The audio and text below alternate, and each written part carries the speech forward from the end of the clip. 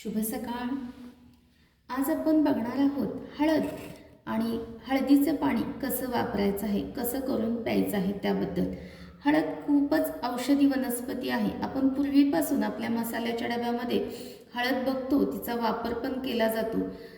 P हळद हो गोरी अशी एक म्हण आहे। तसंच अगदी हळद तुमचा वर्ण सुधारण्यामध्ये मदत करते।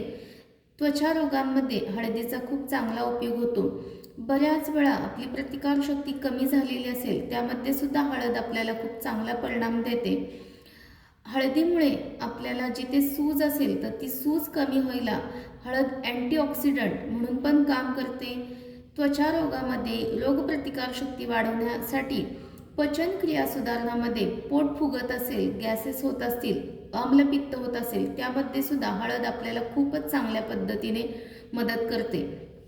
परंतु ही हळद वापरताना ती प्रमाणामध्ये वापरणं गरजेचं आहे। खूप हळद वापरली म्हणजे त्याचे आपल्याला खूप चांगले परिणाम होतील असं नाही, तर बऱ्याच वेळा खूप जास्त हळदीचा प्रयोग केल्यामुळे पित्त होणं किंवा कालांतराने रक्तपेशींमध्ये सुद्धा बदल होऊ शकतो। त्यामुळे हळदीचा वापर करायचा आहे, परंतु तो प्रमाणामध्ये करायचा आहे। हळद आपल्याला सध्याच्या काळामध्ये त्यामध्ये जे कर्क्युमिन आहे ते दाह संधिवातामध्ये तर उपयोगी आहे, पण सध्याच्या काळामध्ये जे कर्करोगाचं प्रमाण वाढत चालू आहे त्याच्यामध्ये ते रोखण्यासाठी म्हणून सुद्धा आपल्याला हळद खूप चांगल्या पद्धतीने मदत करते। तर ही अशी हळद कशी वापरायची आहे, तर हळद शुद्ध असल्याची खात्री करून घ्या। व्यवस्थित ती हळद शुद्धच आहे, त्यामध्ये कोणतीही भेसळ नाही आहे ह्याची खात्री करून घ्यायची आहे। आणि हळदीचं पाणी करून आपल्याला वापरायचं आहे, तर त्यासाठी हा अगदी छोटा चमचा तुम्हाला घ्यायचा आहे।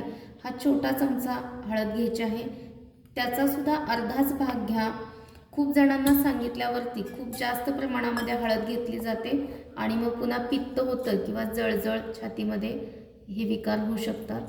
हे मी कोमट पाणी घेतलं आहे आणि त्याच्यामध्ये मी एवढीच हळद टाकलेली आहे।